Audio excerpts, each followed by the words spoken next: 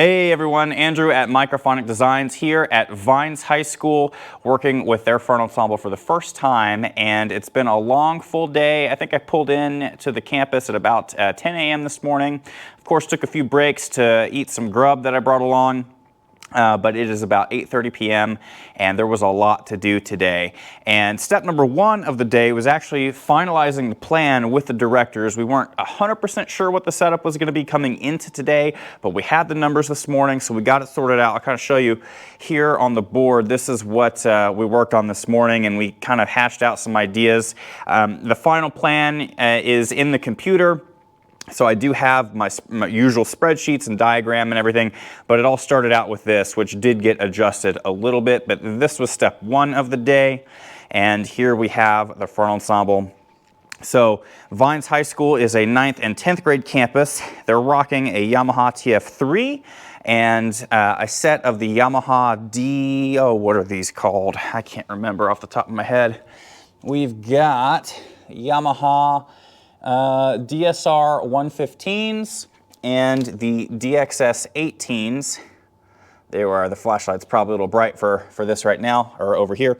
But I actually, believe it or not, I got this school set up with these speaker stacks and probably the mixer cart and mixer a long time ago, back when I worked at a place called Lone Star Percussion, which, rest in peace, is now out of business. But I worked there for a good while and was able to help a lot of people make sure they get the right stuff. And look at these speakers. They look great. They're holding up this many years later. I think they bought these from me at Lone Star in like 2017 maybe. So yeah, awesome. It's holding up. They're taking really good care of their stuff. In the Yamaha board here, which, sorry about the frame rate issues here with the refresh, we've got the marimbas all together. So we've got marimbas 1, 2, and 3. We've got our 3 vibraphones, vibe, vibe, and vibe. So in this case, we've got vibe 1 over there in the back row, and then it's synth, xylophone, and then vibes 2 and 3, but I've still put them together in the mixer. And then we've got our synthesizers, or rather synth 1, which is the left and right, which is the only synth. And then we've got a Roland SPD-SX, left and right, and then soloist 1, 2, and 3. Right here. So I've accounted for 3 soloist mics, which can go anywhere on the field. We've got our synthesizer, and then the SPD-SX is going to be on the outside of Vibe 1 back there on like an aux rack or something like that. So we didn't have the aux rack here. We're actually at the Plano Senior High School campus today, but the directors are going to be able to handle that, and I'll show you what I got all set up for them as we go. The instruments are divided into 2 pods. So down here, we've got 2 modular snakes. We've got the red snake and the white snake. And the white snake is the one that's going to go to the back row next to the synthesizer, because you'll see here, I've zip tied a power cable to it, and I've made sure that the lengths are all, matched up and everything. But the red snake is going to go out to the end of marimba 2 here. And you'll see that I've put this mod snake in a slightly different spot than I normally do.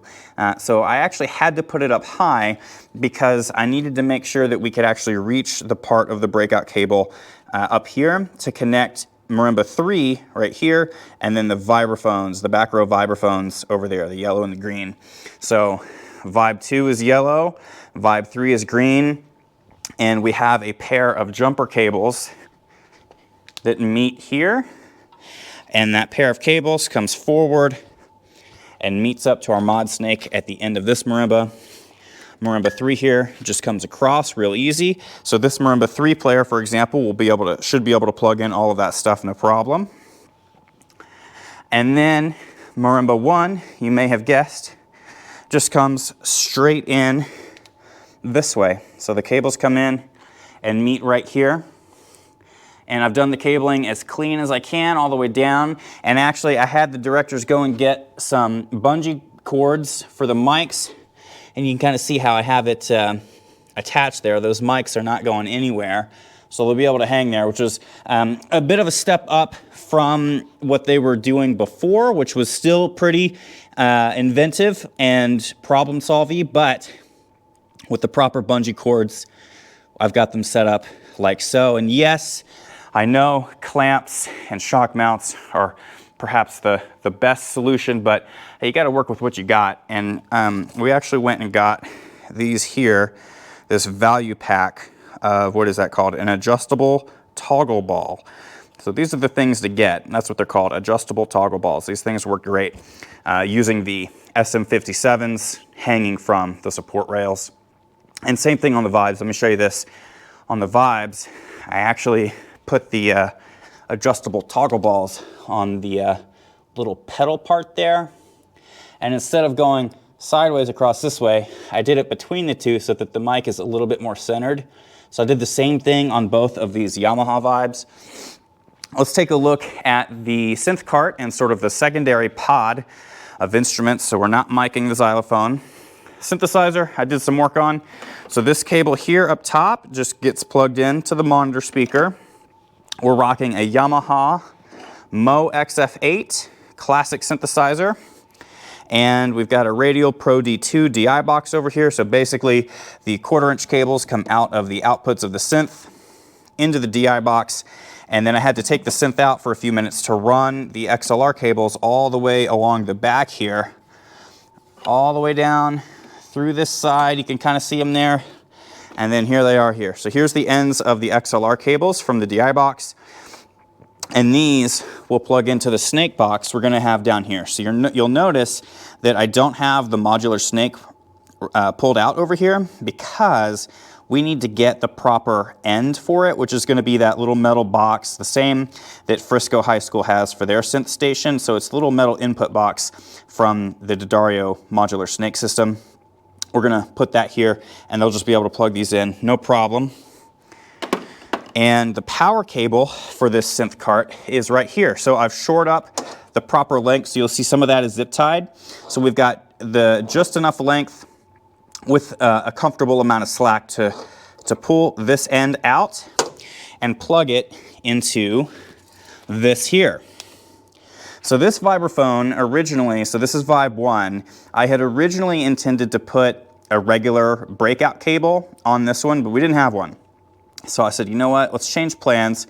Let's use an input box instead. And that allowed me still to equip this keyboard with the power station. So this here, this is the cable that is connected to the power strip, and this is what plugs in to the power cord that's attached to the modular Snake. So coming from the mixer cart, the white Snake is going to have a power cable.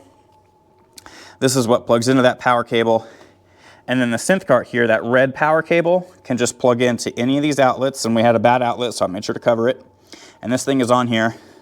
I'm shaking the whole instrument. It's not really going to go anywhere. The orange cable here is for, you guessed it, the Roland SPDSX that's going to be out that way. So check this out. This took like 30 minutes to really get right, but we've got that orange power cable coming down, and you've probably already spied the XLR connectors that'll get plugged into the Snake. And then these just come down real clean, just like always. We've got a little bit of cable management here for Vibe 1. And then this just took a lot of cable management. I didn't want to do the loops vertically, so I put them horizontally, and that should not sag too bad. And this I just got cleaned up as best I could. So here on the end of this vibraphone are the two audio cables that they can plug in their sampler to, and we got the power outlet for it as well. So whenever they get around to figuring out that aux rack and figuring out where to put that sampler pad, they'll plug in right here.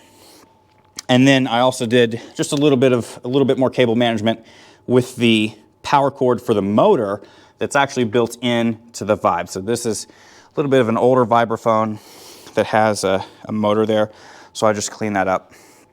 And then this Snake box over here, the input box, I'm going to make sure it's color-coded before I drop it off or ship it off to them, so that when they get it, they'll be able to attach it to the end of their core cable for their modular Snake, and then they can just plug everything in because the colors will already be on there.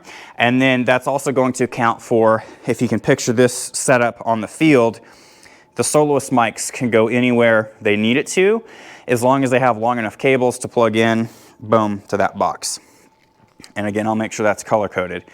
And I also had to do a repair on the side 1 speaker stack today.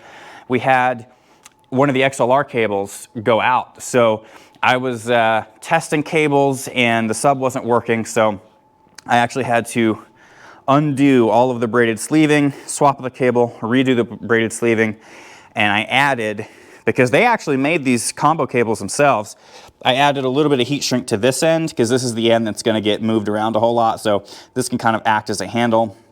And then again, these are some homemade combo cables, so they actually have 2 power cords and 2 XLRs, check this out, per combo cable. And so there are certainly some just sort of quality of life, just things that I can recommend, little products that will make setup for them a lot easier. But for now, it's been working for them. I don't want to come in and just tell them, spend more money, you know, so I really wanted to make the extra effort to make sure that what they do have, you know, we're making the most out of. So that's a look at Vines High School for 2025. Thank you so much to the directors for having me out. We had some great chats today. It was really great getting to know those guys. I am mostly packed up, but definitely ready to get some dinner, get home, and I think the last thing I'm going to try to do is just pop the resonators back on for these guys. So drop your comments and questions down below. If you would like some help figuring out the audio setup for your fern ensemble, please don't hesitate to get in touch. You can reach me at it's microphonicdesigns.com/contact, or you could just shoot me an email. It's andrew@microphonicdesigns.com. And if you're interested in like sound design, like creative sound design for your electronics, which is another thing that our company is doing for Vines this year, feel free to reach out to Aaron at microphonicdesigns.com. Aaron is the company's sound designer, and he's going to be coming up with all the creative, fun stuff that's going to be going in this bad boy right here. So all right, y'all, take care. I will see you in the next one. Peace out.